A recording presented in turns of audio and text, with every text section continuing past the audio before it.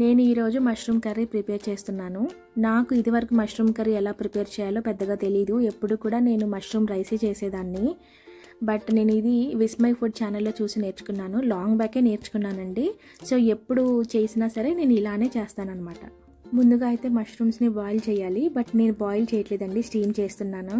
Recent times నుంచి నేను ఏది బాయిల్ చేయట్లేదు. బాయిల్ చేస్తే అందులో న్యూట్రియంట్స్ అన్నీ పోతాయంట, అందుకని చెప్పేసి నేను స్టీమ్ చేస్తున్నాను అనమాట.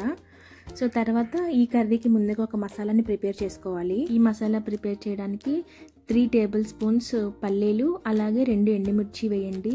వీటన్నిటిని కూడా లో ఫ్లేమ్లోనే మీరు బాగా ఫ్రై చేసుకోవాలి. ఇవి 2 వేగడానికి కొంచెం టైం పట్టేది కాబట్టి నేను ముందు అవి 2 వేసాను. ఆ తర్వాత 2 స్పూన్స్ వచ్చేసి నువ్వులు వేసుకోండి, 1 స్పూన్ వచ్చేసి గసగసాలు వేసుకోండి. అవి మంచిగా లో ఫ్లేమ్లో ఫ్రై అయిపోయిన తర్వాత మిక్సీ వేసుకోండి. చల్లారిపోయిన తర్వాత కొంచెం వాటర్ కలిపి చాలా మెత్తగా ప్యూరీ చేసుకోండి. దాని తర్వాత కడాయిలో ఇంకొంచెం ఆయిల్ వేసేసి సన్నగా తరిగిన ఉల్లిపాయలు వేసుకోండి. నేనైతే ఒక మీడియం సైజు ఉల్లిపాయను మాత్రం యూస్ చేశాను.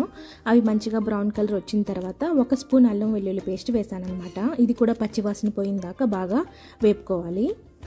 అల్లం వెల్లుల్లి పేస్ట్ కూడా మంచిగా పచ్చివాసన పోయిన తర్వాత మీ టేస్ట్కి తగ్గట్టు, అంటే మీ ఇంట్లో వాళ్ళు మసాలాలు ఎలా తింటారు అనే దాన్ని బట్టి ఉప్పు, పసుపు, కారం, కొంచెం జీరా పౌడర్, అలాగే గరం మసాలా వేసుకోండి. గరం మసాలా కూడా నేను హోమ్ మేడ్ యూస్ చేస్తున్నానండి. మా అమ్మ మా కోసం ఎప్పుడూ చేసి పంపిస్తుంది. మసాలాలన్నీ ఒకసారి కలిపిన తర్వాత ఒక 1/2 కప్పు వాటర్ పోసుకొని మంచిగా మసాలాలని ఉడకనివ్వండి. అలా ఆయిల్ పైకి తేలేంత వరకు ఉడకనివ్వండి.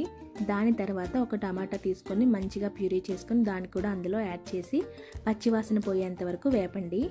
ఇప్పుడు మనం ముందుగా ఒక మసాలాని ప్రిపేర్ చేసుకున్నాం కదా, ఆ మసాలా పేస్ట్ని అందులో వేసేసి ఒక్కసారి అలా కలిపేయండి.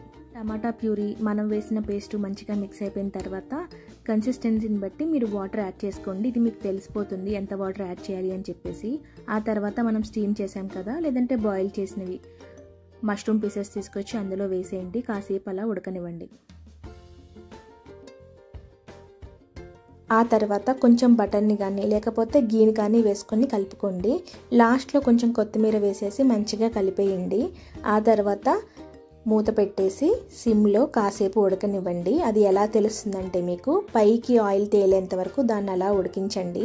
అంతేనండి, కర్రీ రెడీ అయిపోతుంది. చాలా బాగుంది.